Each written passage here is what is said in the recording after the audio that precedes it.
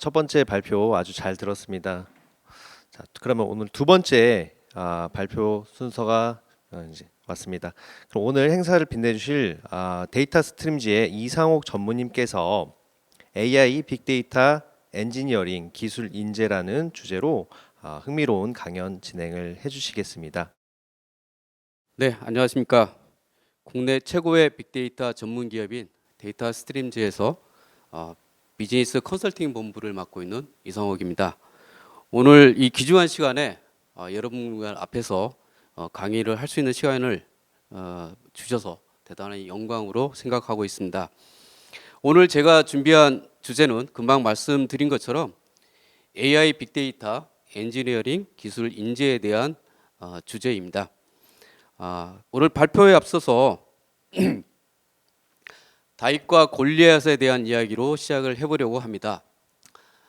일반적으로 우리가 알고 있는 것처럼 절대 강자와 절대 약자의 싸움이나 경쟁을 이야기할 때 우리는 흔히 골리앗과 다윗의 싸움에 비유하기를 합니다. 우리가 알고 있는 것처럼 골리앗은 절대 강자이고 다윗은 절대 약자가 맞을까요? 아웃라이어, 블링크, 티핑 포인트로 유명한 말콤 글랜드웰이 2013년도에 다윗과 골리앗이란 책을 썼습니다. 그 책에 의하면 실제로 우리가 알고 있는 것처럼 골리앗이 절대 강자가 아니고 우리가 알고 있는 것처럼 다윗이 절대 약자가 아님을 매우 정밀하고 정확한 기술에 의해서 묘사를 하고 있습니다. 예를 든다면 골리앗은 덩치도 크고 힘도 세지만 반면에 몸집이 커서 행동이 굉장히 느립니다. 그리고 거인증에 의해서 눈이 점점 어두워져서 가까운 것을 볼 수 없는 굉장한 심한 난시에 걸려 있는 그런 증거를 보이고 있습니다. 반면에 다윗은 작고 힘이 없지만 굉장히 민첩하고 돌파 매질을 굉장히 정확하게 하는 친구입니다. 따라서 상황에 따라서는 절대 강자라고 생각하고 있는 골리앗이 오히려 약자가 될 수도 있고 절대 약자로 생각하는 다윗이 강자가 될 수 있습니다. 예를 든다면 당시의 싸움은 넓은 들판에서 싸움이 이루어졌습니다. 그래서 가까이 싸움을 할 때는 골리앗이 절대적으로 유리한 싸움이었지만 그 싸움은 넓은 들판에서 이루어진 싸움이었고 당시에 양치기 손이었던 다윗은 약 200m 밖에서도 정확한 돌파 매질로 이마에 정확히 명중을 해서 치명상을 입을 정도로 아주 명확한 돌파 기술을 가지고 있는 친구였습니다. 따라서 그 당시의 싸움은 절대적으로 유리한 다윗이 이길 수밖에 없는 그런 싸움이었다고 말콤 그레드윌은 다윗과 골리앗이라는 책에서 굉장히 면밀하게 분석하고 있습니다. 이처럼 우리가 알고 있는 일반적인 상식이 데이터 분석을 통해서 그러한 분석 방법에 의해서 결과가 달라질 수 있다는 것을 먼저 말씀드리면서 강의를 시작해 보도록 하겠습니다. 우리가 흔히 아는 시대의 변천을 보면 1990년도에는 하드웨어가 세상을 지배하던 ICT를 지배하는 시대였습니다. 예를 든다면 그 당시에는 IBM이나 HP나 EMC 같은 거대한 하드웨어 회사들이 세상을 지배하던 시대였습니다. 반면에 2000년대에서는 마이크로소프트나 SAP, 오라클 같은 소프트웨어 회사들이 세상을 지배하던 시대였습니다. 또한 2010년도에서는 검색 엔진으로 유명한 구글, 페이스북, 아마존 같은 회사들이 데이터를 가지고 세상을 지배하던 시대입니다. 물론 구글 같은 회사는 아직도 세계를 지배하고 있죠. 최근에 와서는 빅데이터 시대라고 이야기를 합니다. 빅데이터 시대에서는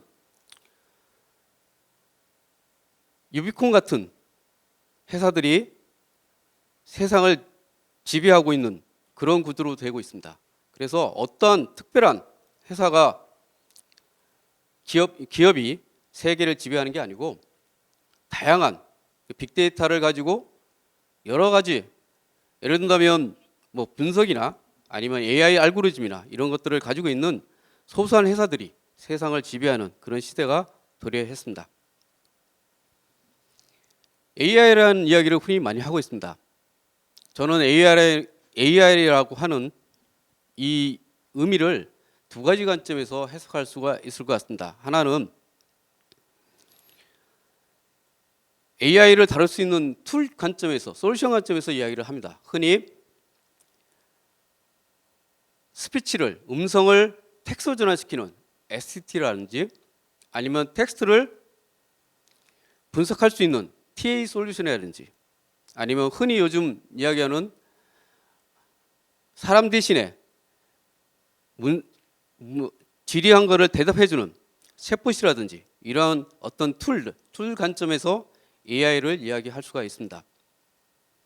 그 반면에 분석 관점에서 또 AI를 이야기하는 부분이 있습니다. 예를 든다면 다양한 분석 방법 중에서도 우리가 알고 있는 딥러닝이나 머신러닝 같은 이런 학습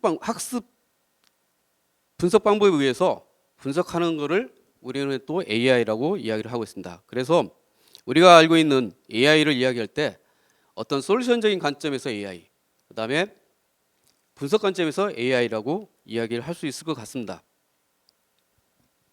빅데이터에 대해서는 이야기를 해보면 빅데이터 프레임워크를 보통 이야기할 때 네 가지를 이야기합니다. 하나는 도대체 빅데이터를 모으면 어떻게 활용을 할 수 있을까?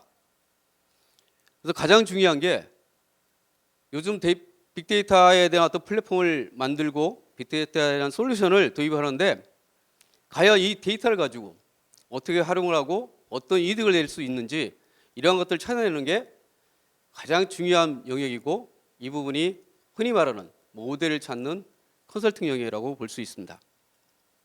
또 하나는 이렇게 만들어진 발굴된 빅데이터 과제를 가지고 실제로 데이터를 핸들링해서 서비스 설계를 통해 알고리즘을 만들어내는 것을 우리는 서비스 영역이라고 보통 이야기를 합니다. 그리고 이와 같은 분석 환경을 할 수 있는 인프라, 하드웨어, 그 다음에 소프트웨어 이런 것들을 다 아울러서 이 플랫폼 영역이라고 이야기를 하고 있습니다. 그리고 또 하나 중요한 거는 이런 데이터들을 다 모아놨더니 사실은 데이터 분석을 하기 위해서는 데이터 자체가 굉장히 정제되어 있어야 됩니다. 그래서 우리는 흔히는 처음에는 데이터 모으는데 초점이 맞춰져 있지만 나중에 실제로 이거를 활용해서 분석할 관점에서 보면 데이터에 대한 표준화, 데이터에 대한 품질 이러한 관점에서 데이터 거버넌스가 매우 중요하다는 것을 알 수 있습니다. 또한 이러한 데이터들을 누가 중심이 돼서 관리할 것이냐 이런 조직적인 부분, 그 다음에 어떤 흐름과 이런 절차를 가지고 할 것이냐에 대한 프로세스적인 부분 이런 부분으로 나눌 수 있습니다. 따라서 빅데이터를 우리가 흔히 비즈니스 플레이워크로 이야기를 하면 금방 말씀드린 것처럼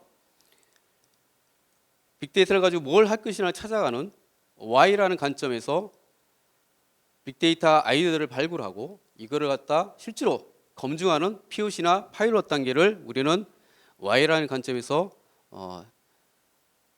찾아내고 있습니다. 그리고 이렇게 증명된 자료를 근간으로 해서 실제로 빅데이터와 관련된 컨설팅 영역인 ISP 아니면 여기서 나온 과제를 가지고 실제로 분석과 그다음에 이런 어떤 타스크를 만들어내는 이런 하우적인 관점이 그 다음 단계로 볼 수 있습니다. 그리고 이거에 대한 결과물로 나오는 이 결과물이 우리는 what이라고 이야기를 하고 있습니다. 그래서 가장 중요한 거는 제가 현장에서 일을 할 때 가장 중요한 거는 why를 찾는, 빅데이터를 통해서 실제로 무엇을 할 거냐를 찾는 게 가장 중요함을 알 수가 있습니다. 빅데이터의 플랫폼에 대한 역사를 간단히 정리를 좀 해봤습니다. 우리가 아는 것처럼 흔히 빅데이터의 그 근간은 아파치 하둡이란 그 구성 아래서 다양한 오픈 스택을 가지고 플랫폼을 구성해 왔습니다. 처음에 아파치 하둡을 가지고 구성을 했던 그 창시자는 보시는 바와 같이 더그 커팅입니다. 더그 커팅이 아파치 하둡이란 그 근간을 위해서 HDFS라는 그런 분산 처리 방식을 만들어냈고, 이와 같은 분산 처리 방식 위에 다양한 오픈 소스를 가지고 빅데이터 플랫폼을 만들어 왔습니다.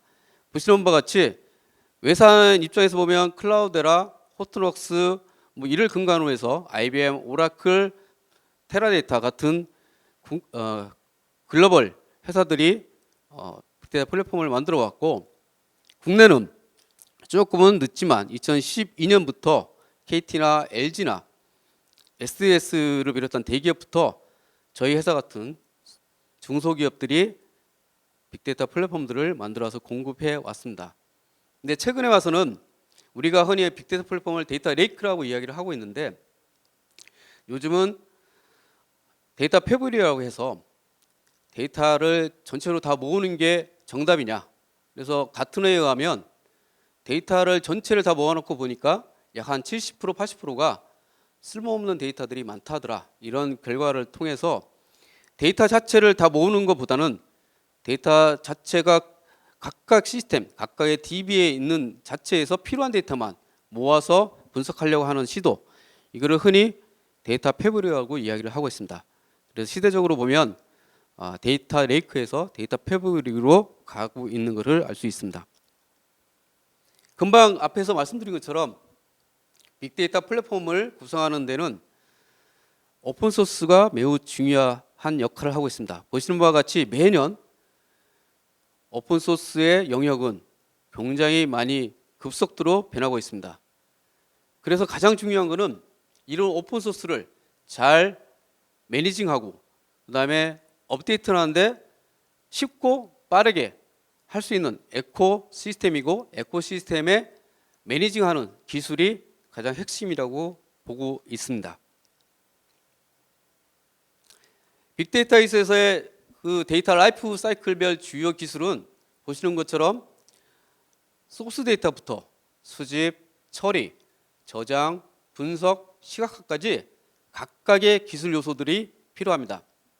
아마 지금 이 강의를 듣고 있는 여러분들 중에는 이 기술 중에 몇 가지 기술에 고수가 되신 분도 있을 것이고, 아니면 어떤 분들은 이 기술들을 익히고 있는 분들도 계실 거라고 생각이 됩니다.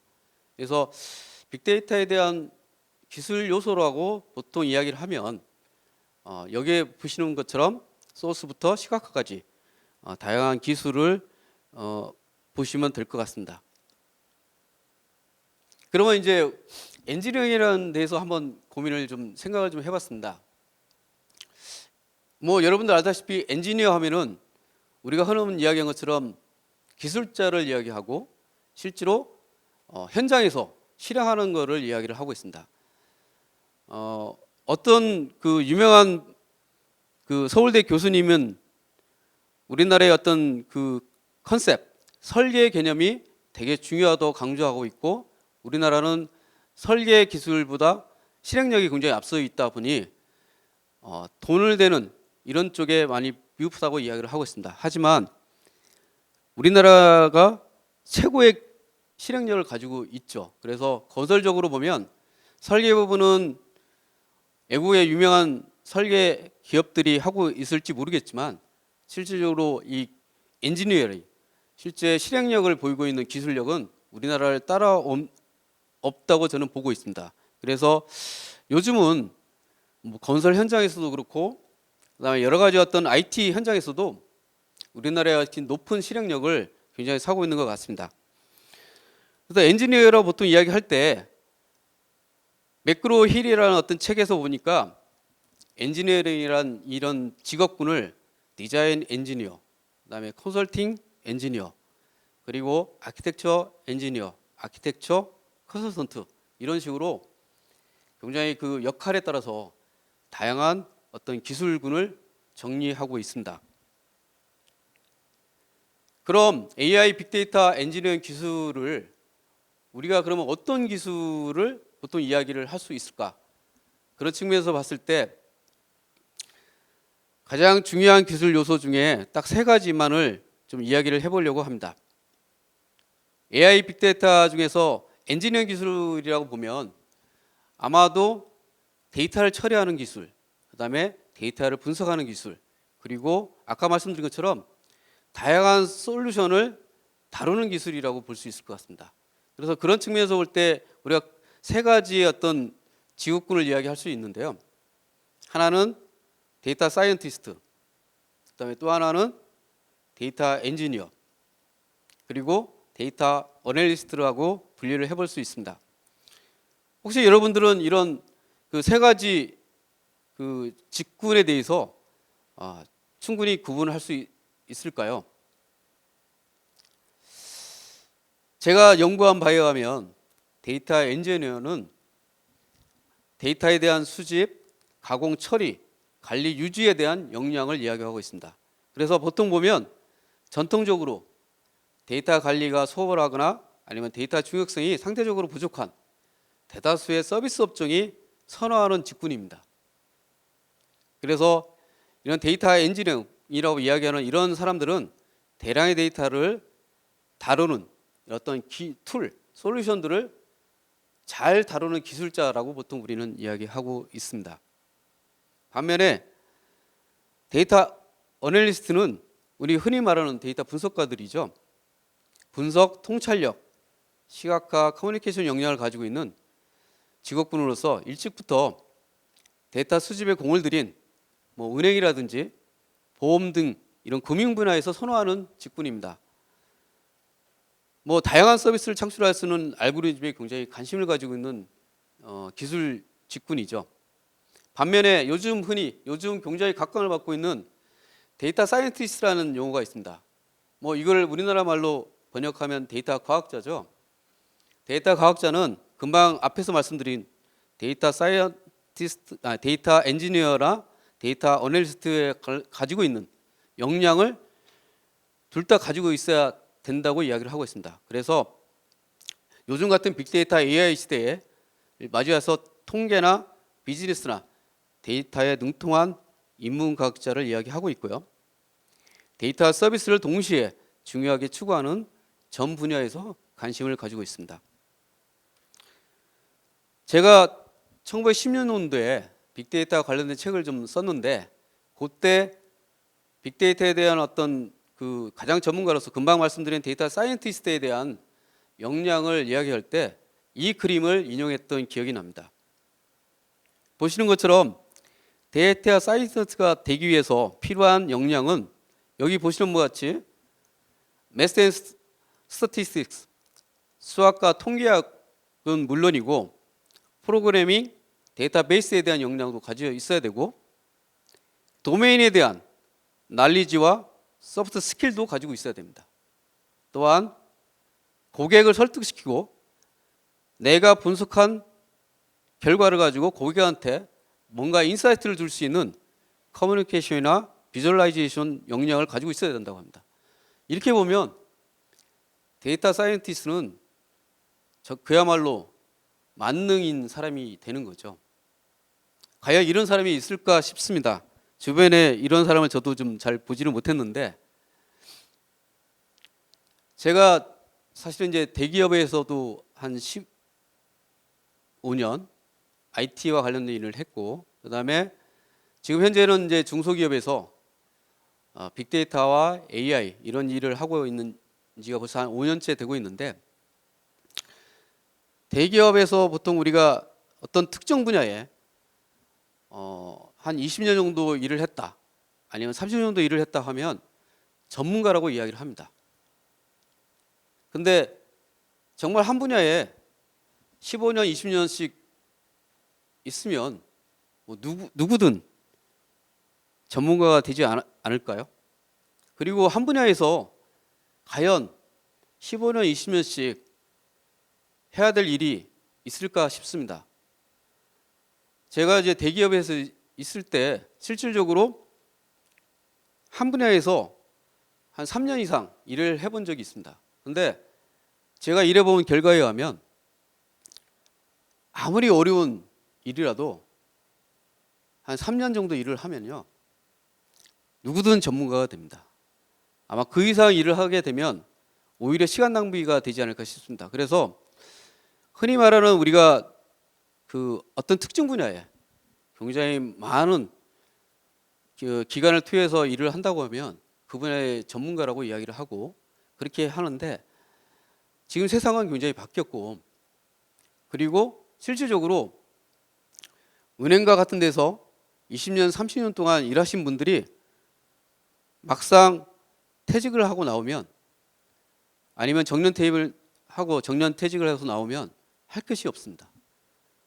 전문가, 한 분야에서 전문가라고 해서 굉장한 난리지와 스킬을 가지고 있을 텐데, 실제로 그런 난리와 스킬을 가지고 있는 사람이 밖에 나오면 오히려 할 일이 없습니다. 오히려 자그마한 기술이라도 몸으로 기술을 연마한 사람들이 밖에 나오면 할 일이 굉장히 많습니다.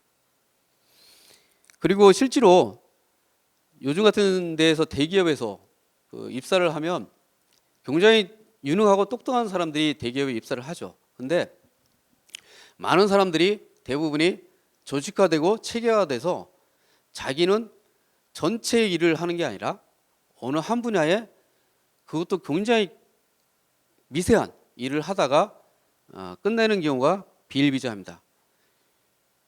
대기업도 마찬가지고 그다음에 중소기업도 마찬가지입니다. 중소기업은 좀 더하죠. 제가 이제 중소기업에서 한 5년째 일을 하고 있는데, 중소기업의 가장 그 장점에서 맹점은 그 사람에 대한 리소스가 상대적으로 많이 부족하다는 겁니다. 예를 든다면 중간층이 별로 없어요. 신입사원이거나 아니면 저와 같은 많은 경험을 쌓고 있는 나이 많은 사람들이 대부분을 차지하고 있습니다. 중간에 있는 친구들은 대부분 좋은 직장이나 대기업에 가 있죠. 그런 사람들이 스킬을 굉장히 많이 쌓고 경험을 쌓으면 좋은 직장을 찾아가기 때문에 오히려 중소기업은 굉장히 어려움을 겪고 있습니다. 그래서 중소기업의 인재는 한 분야에 전문적인 지식을 가지고 있는 사람보다는 다양한 분야에 전문적인 지식을 가진 사람을 요구하고 있습니다. 그래서 보시는 바와 같이 I자형 엔지니어는 한 분야에 전문적인 집중적인 지식을 가지고 있는 형태입니다. 그러나 요즘 빅데이터 AI 시대에서는 한 분야의 전문적인 지식을 토대로 해서 광범위하게 넓은 분야의 지식을 가지고 있는 사람을 선호하고 있습니다. 그래서 보시는 바와 같이 그 분석가에 대한 어떤 이런 난리지를 가지고 있다면, 옆에 있는 것처럼 도메인에 대한 난리지, 아니면 소프트 스킬, 그다음에 커뮤니케이션, 이런 역량을 가지고 있어야 중소기업에서는 여러 용도로 사용할 수 있어서 I자형 엔지니어보다는 T자형 엔지니어로 옮겨가고 있다는 것을 말씀드릴 수 있습니다. 실제로 AI 빅데이터에 대한 어떤 그 흐름을 아까 초반에 말씀드린 것처럼 빅데이터 가제를 발굴하는 단계에서부터 그다음에 실제로 빅데이터를 분석해서 비즈니스에 활용하는 이런 다양한 프로세스에서 다양한 기술과 역할을 하고 있습니다. 이 역할과 기술 중에 여러분들은 얼마나 많은 기술과 얼마나 많은 역할을 할 수 있는지 한번 곰곰이 생각해 보시고, 제가 건의하고 싶은 거는 가급적이면 자기가 가지고 있는 필살기 같은 기술 외에 다양한 어떤 기술을 연마할 것을 권해드리고 싶습니다. 이쯤에서 저에 대해서 간단히 좀 소개를 해보고 싶습니다. 저는 대학부 학부에서 경영학을 전공했습니다. 석사도 아니고 박사도 아니죠. 경영학 학위를 받고 난 다음에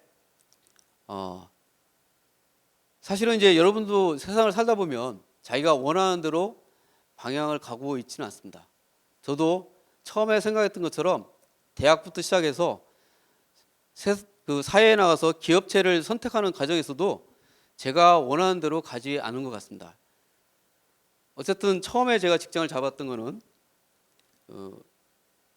애국계 보험회사인 금융회사에 입사를 하게 됐습니다. 물론 제 전공을 살린 거죠. 그리고 직군도 제 경영학을 전공한 것을 토대로 해서 투융자부에서 일을 하기 시작했습니다. 투융자부에서 주식 채권과 같은 펀드와 같은 자산관리, 그리고 기업대출, 개인대출 같은 융자, 그리고 기업심사, 개인심사 같은 이런 업무를 했었습니다. 그러다가 이제 내가 몸담고 있는 이런 그 금융회사도 어떻게 보면은 메이저 금융회사가 아니고 어떻게 보면 신설회사죠. 그래서 기획을 하나 올리면 매번 우리 상사가 하시는 말은 네가 올린 기획이 선진 기업들, 대기업들은 도대체 어떻게 하고 있는지를 벤치마킹 해와라, 이렇게 지시를 합니다. 제가 아무리 좋은 기획력을 올려도 앞서가고 있는 회사들의 어떤 비교한 이런 거를 반드시 요구하고, 거기서 하지 않는 일은 꼭 왜 해야 되느냐, 이런 또 의문을 또 가지기 제시를 합니다. 그래서 역시 큰 회사에서, 그리고 어떤 업종을 하든 리딩하는 회사에서 일을 해봐야 되는 게 맞겠구나라는 생각이 들립니다.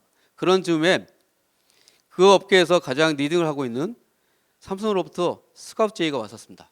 그래서 제가 심사 전문가로 입사를 하게 됐죠. 근데 입사하자마자 바로 한 달도 채 되지 않아서 IMF가 터지게 됩니다. 그러면 제가 전공을 했던 기업 심사를 한 번도 하지 못하는 기회가 생깁니다. IMF를 맞이하다 보니 모든 기업 대출이 다 끊기게 됩니다. 그래서 제가 원래 전공을 했던 기업 심사를 할 수 없는 그런 환경이 됐고, 그런 상황에서 저는 이제 법인기획에 기획 업무를 맡게 됩니다. 그러던 찰나에 전사의 데이터 웨어하우스 구축 사업이 벌어졌습니다. 그때 저는 법인사업부를 대표로 해서 DW를 구축하는데 TF, 현업의 TF로 참여를 하게 됩니다. 저의 역할은 컨설턴트와 함께 지금 생각해 보니까 메타를 정의하는 일을 했었던 것 같습니다. 그래서 리포트를 뽑기 위해서 제가 맡은 업무의 용어를 표준화하고 이런 역할을 하게 됐습니다. 그게 계기가 돼서 IT 업무를 하게 됐고, 1년간에 거쳐서 DW를 구축하고 난 다음에는 그거를 전사에 전파하는 그런 일을 하게 됐습니다. 그래서 그때 저와 함께 현업에서 참여를 했던 6명이 다시 현업으로 돌아가지 않고 그 사람들이 남아서, 그 당시 저희 올랩 툴을 썼던 게 MSTI라고 마이크로스트리즈라는 올랩 툴을 썼는데, 그 올랩 툴을 정사에 공급하고 이걸 교육시키는 그런 역할을 했고, 그가 계기가 돼서 또 그 당시에 또 유행했던 게 CRM, 그 다음에 BI 이런 것들이 확대되던 시절이라서 자연스럽게 그 업무를 제가 하게 됐고, 그러다 보니 제 전공에 맞지 않는 IT 일을 하게 된 겁니다. 그래서 그 당시부터 IT 일을 시작하게 돼서 결국은 대기업에서 CIO와 CISO로 2013년도까지 일을 하게 되고, 그때 또 제 나이가 딱 50대는 시점이 됐습니다. 그래서 저는 사실은 이제 모든 일을 할 때 제한테 주어진 일에 맞게 항상 저를 변신하고 했던 것처럼 더 이상 제가 여기에서 할 게 없다라고 판단이 됐을 때 저는 또 다른 거를 해보겠다는 생각, 제2의 인생을 해보겠다고 하고 과감하게 2014년도에 사표를 내고 제가 독립을 하게 됩니다. 그런 와중에 2년 동안에 도서관에 가서 그동안에 못 읽었던 다양한 책을 읽게 되고, 그 와중에 빅데이터 관련된 책도 쓰고, 그리고 제가 평상시 IT에 대해서 한 20년 동안 일을 하면서 느꼈던 그런 IT에 대한 직업, IT에 대한 기업, 그다음에 IT가 미래 이런 것들을 집대성하는 이런 책을 한번 써보겠다는 생각을 가지고 IT와 관련된 또 책을 쓰게 됩니다. 이렇게 계기가 돼서 이제 한 2년 동안 이러한 걸 토대로 해가지고 강연도 하고 그다음에 자문도 하고 책 쓰기도 하고 이런 시절을 보냈는데 또 우연치 않게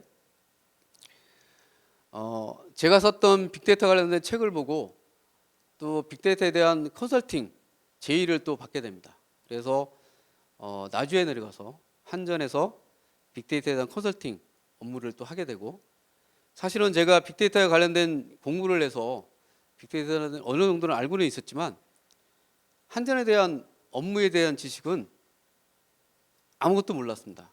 하지만 제가 나주에 내려와서 5개월 동안 하면서 약 한 달 동안은 한전에 대한 공부를 열심히 해서 그 업종에 대해서 이해를 할 수 있는 그런 기회가 생겼던 것 같습니다. 제가 굳이 제 이야기를 했던 거는 이런 것처럼 현재 AI 빅데이터 시대에서는 어떤 특정 직업에 만족하는 시대가 아니고 이 변화와 이런 환경에 맞춰서 계속 기술을 연마하고 변화시켜야 된다는 그런 걸 말씀드리고 싶습니다. 마지막으로 제가 제 주변에 대한 이야기를 좀 해보고 싶습니다. 우리가 2014년도에 혹시 뭐 여러분들 기억나겠지만 세상을 떠들썩하게 했던 이세돌과 알파고의 아마 바둑 대결을 아마 기억하고 계실 겁니다.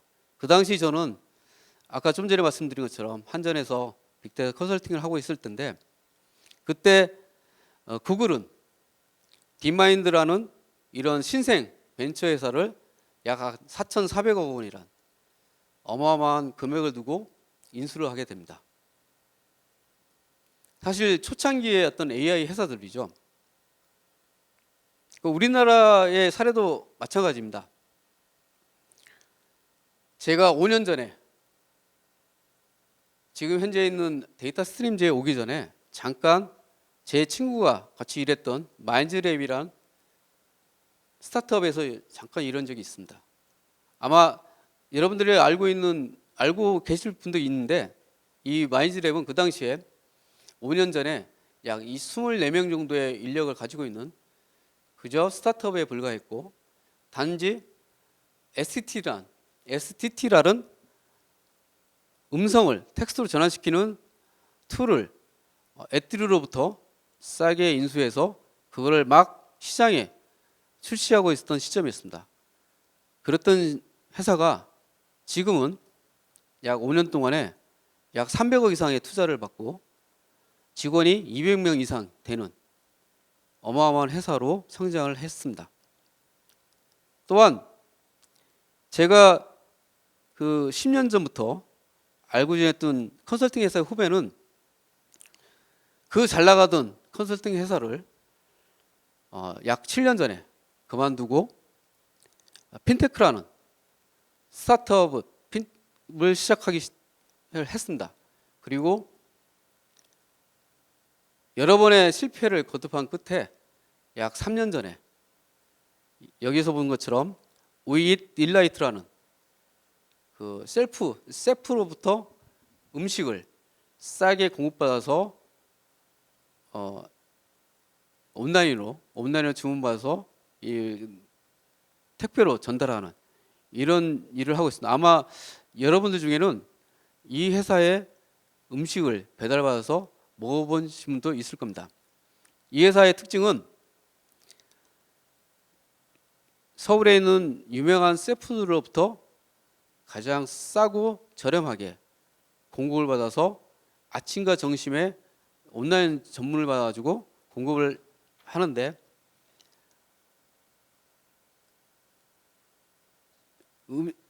어떤 그 메뉴가 없습니다. 메뉴가 없고 단지 아침과 점심이란 이런 것만 주문을 받습니다. 그리고 이 공급하는 입장에서 보면 그날 만든 재료만 가지고 그냥 배달을 하게 됩니다.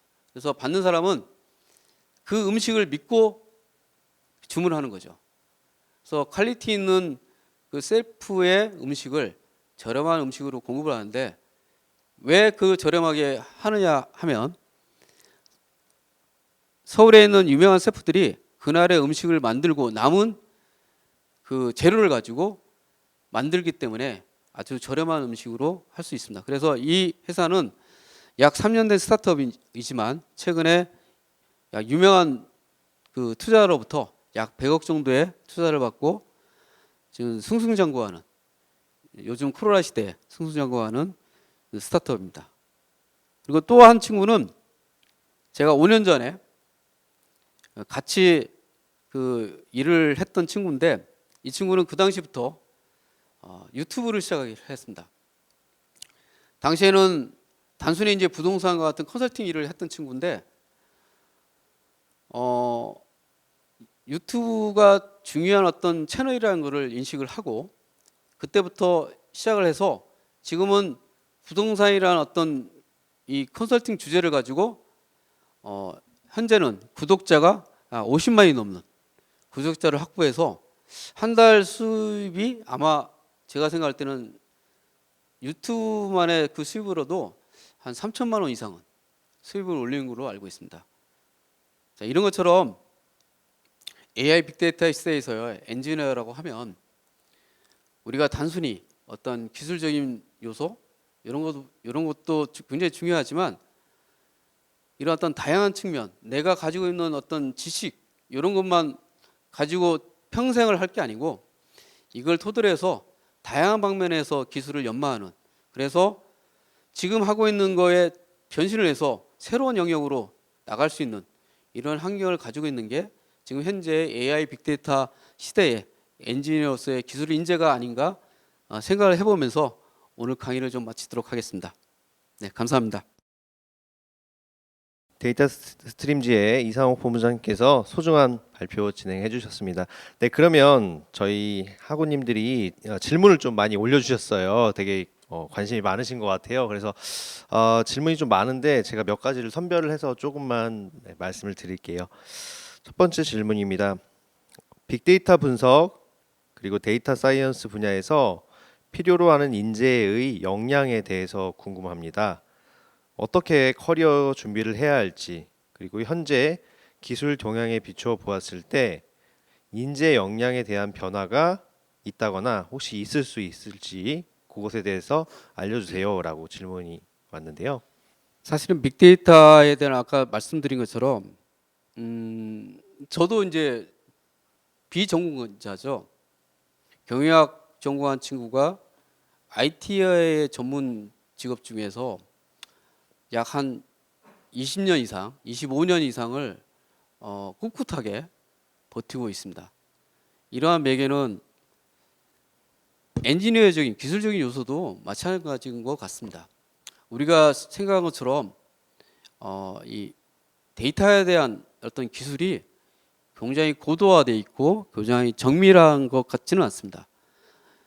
흔히 우리 회사만 봐도 실질적으로 빅데이터에 대한 그 수요, 그다음에 기술자에 대한 수요는 엄청나게 많은데 이거를 제대로 소화하고 이거를 익혀가지고 오는 친구들은 그렇게 많지 않습니다.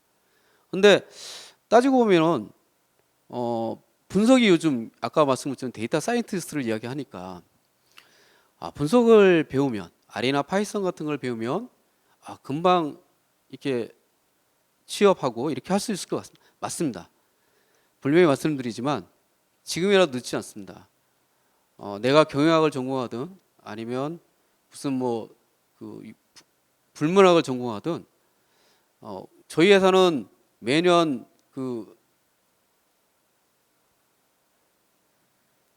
어디요? 테크노인가요?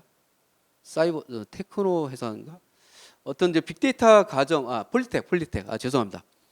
폴리텍이라는 그 대학에서 6개월 이런 빅데이터 과정을 밟아주고 빅데이터에 대한 여러 가지 이론과 함께 R과 파이썬을 배우면 바로 저희가 취업을 해줍니다.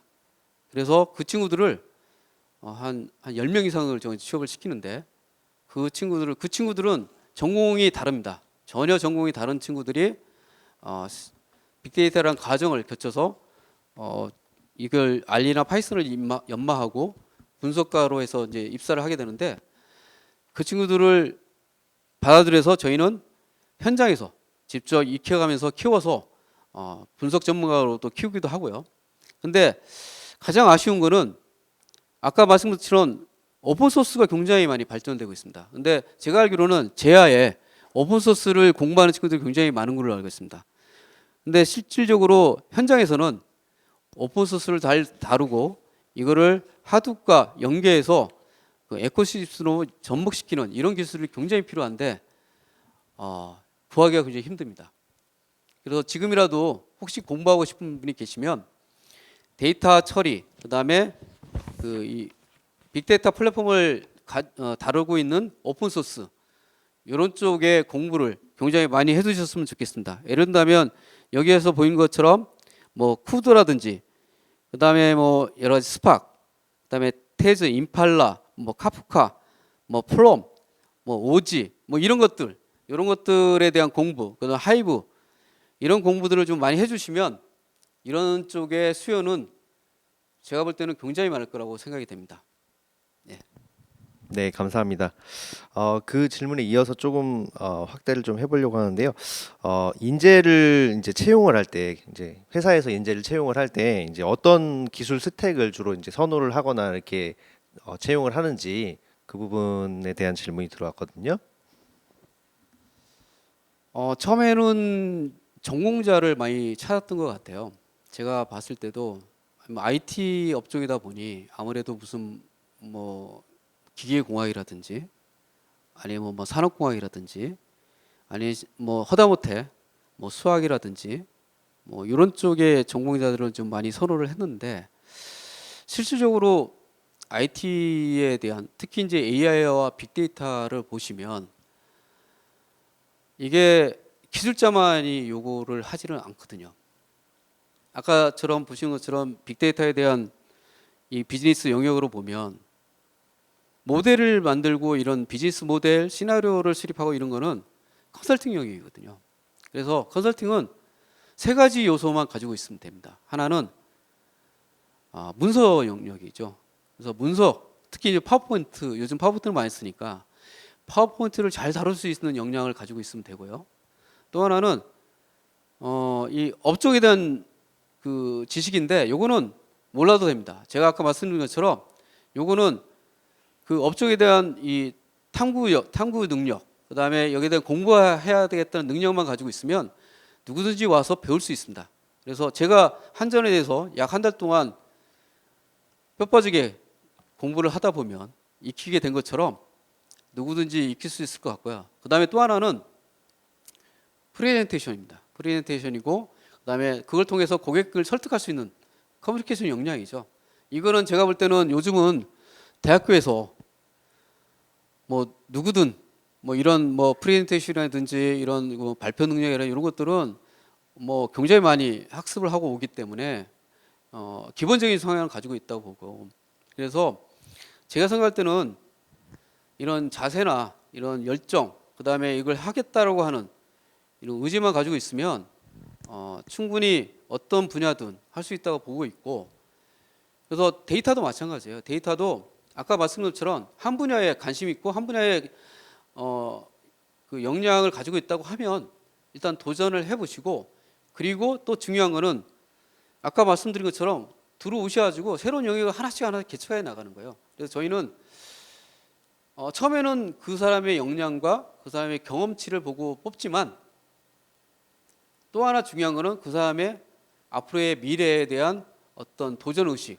그다음에 이런 어떤 그 미래의 어떤 역량 이런 것들을 더 보고요. 그다음에 저희는 매년 그 사람의 기술력을 평가하는데 한 분야만 냅다 파서 거기에 굉장히 많은 기술력을 가지고 있는 사람보다 한 분야는 조금 미흡하지만 다양한 분야, 나는 사실은 뭐 데이터 처리하는 데만 굉장히 영향을 발휘했지만 이걸 토대로 해서 데이터 분석 아니면 데이터에 대한 어떤 그 아키텍처 이런 쪽에 좀 공부를 했다라고 하면 이 부분을 더 높이 삽니다. 그래서 그 부분에 대해서 더 기회를 주고 그다음에 승진도 더 빨리 할 수 있도록 그렇게 유도하고 있습니다. 예. 네, 감사합니다. 질문 마지막으로 하나만 더 드려보겠습니다. 아까 그 강의 중 나왔던 좀 내용과 좀 유사한 건데요. 중소기업 입장에서 인재를 만들어서 그러니까 교육을 해서 이제 근무를 하게 하잖아요. 그런데 이제 결국 인재가 이제 대기업이나 이쪽으로 연봉 인상 때문에 이제 떠나는 경우가 많지 않은지 궁금하다고 하고 기업 입장에서 혹시 이런 경우를 방지할 수 있는 방안 참 어렵죠. 방지할 수 있는 어, 방안이 없는지 한번 질문이 들어왔는데요. 네. 굉장히 어려운 질문이면서 저희가 풀어야 될 숙제인 거는 맞습니다. 요즘같이 굉장히 그 대기업, 특히 우리나라 같은 경우에는 대기업 입사가 굉장히 어렵잖아요. 이제 저도 이제 사실은 대기업에서 한 20년 가까이 일을 해봤지만 오히려 대기업보다는 저희 같은 중소업체에서 경험을 쌓는 게 나중에 그 미래를 볼 때는 더 발전할 수 있는 기회가 생길 거라고도 생각을 하고요. 또 그에 대한 또 증빙할 수 있는 신뢰가 사실은 처음에는 대기업 입사하기가 굉장히 힘든 친구들이 저희 회사 같은 중소기업에 마지못해 입사하는 친구들이 굉장히 많습니다. 근데 그 친구들이 한 2, 3년 동안 대기업에서는 누릴 수 없는 이 실제 현장에서 경험을 쌓을 수 있게 됩니다. 왜냐하면 중소기업은 인력들이 부족하기 때문에 조금만 가리키면 바로 현장에 투입시킵니다. 그래서 저희 같은 회사들은 이론적인 것보다는 현장에 직접 나가서 실질적인 기술을 익히는 기회가 굉장히 많고, 그러다 보면 경력이 많이 쌓이다 짧은 시간 안에 경력이 많이 쌓이다 보니 자기가 조금만 역량을 발휘하면 대기업에서 오히려 대기업이나 이런 데서 스카우트 제의가 굉장히 많이 옵니다. 그러다 보니까 아쉽게도 저희가 실컷 한 2, 3년 동안 훌륭하게 키워놓으면 연봉 한 2배 정도 더 받고 대기업이나 아니면 더 우수한 회사를 옮기는 경우가 종종 있어서 저희도 그 문제를 해결하기 위해서 굉장히 노력하고 그걸 어떻게 커버를 할 건지 숙제로 안고 있습니다. 그래서 그거를 뭐 저는 막을 수 없는 것 같고요. 다만 뭐 저도 그런 기회가 생기면 적극적으로 그거를 지지하고 밀어주고는 있지만 또 더불어서 저희도 또 그런 인재들을 또 지켜야 되기 때문에 다양한 측면에서 저희도 그런 방법을 강구는 하고는 있습니다. 예. 네, 답변 감사합니다. 네, 그러면 두 번째 발표 순서 여기까지 마치도록 하겠습니다. 네, 전무님 고생 많으셨습니다. 감사합니다. 감사합니다. 네, 원래 그 지금 행사가 끝나야 하는데요. 아까 올라온 질문 중에서 제가 좀 몇 가지 질문을 못 드린 게 있어가지고 두 가지 정도만 질의응답을 더 진행을 하고 행사를 마치도록 하겠습니다. 아까 김윤기 교수님께 질문이 몇 가지 왔는데 이제 두 번째 발표로 넘어가다 보니까 조금 부족한 부분이 있었어요. 그래서 그 부분에 대해서 질문을 한번 드려보도록 하겠습니다. 김윤기 교수님, 네, 그 데이터만 올려두면 모델링까지 가능하다고 했는데 그러면 현재 분석가의 역할에 어떤 변화가 생기게 되는지 궁금하다고 하셨는데요.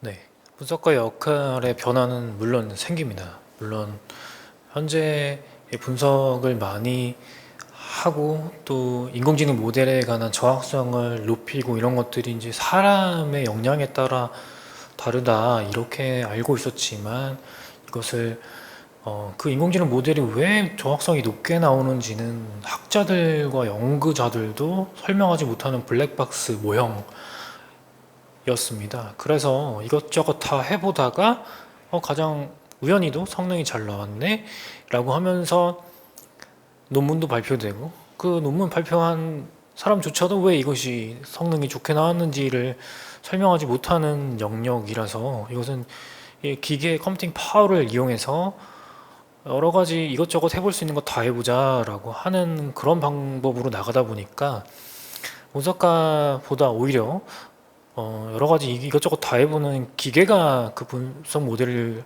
만드는 것이 더 우수하다 이렇게 흘러가고 있긴 합니다. 그렇지만 또 최근에 들어와서 익스플레이너블 AI라고 해서 인공지능 모델을 만드는 데 있어서 블랙박스 모형을 이거를 이제 설명 가능한 AI라고 하는 그 모델이 또 나와서 이게 왜 성능이 좋지? 이 모델을 쓰면 왜 성능이 좋지? 또 이 파라미터가 왜 성능이 좋은 파라미터 성능이 좋지? 라고 하는 그 설명 가능한 AI 분야가 또 나오게 됐습니다. 그래서 앞으로 분석을 하셔서 이런 역량을 쌓고 싶은 분들은 설명 가능한 AI에 관한 그런 영역도 한번 함께 공부해 보시면 좋겠고 어떤 영역을 우리가 수정하면 정확성이 높아지는지 이런 것들을 쌓으셨으면 좋겠고 또 아까 이제 전무님께서도 말씀하셨지만 데이터 사이언티스트라고 하면 분석만 할 수 있는 것이 아니라 어떤 컴퓨팅 리소스를 매니지먼트 한다든지 또 하둡이나 에코시스템들에 대한 그 이해가 있으면 분석가들도 굉장히 서로 이제 수요가 높은 어떤 그런 분야의 그 분석가, 고급 분석가가 되지 않을까라는 그 확신은 제가 하고 있습니다.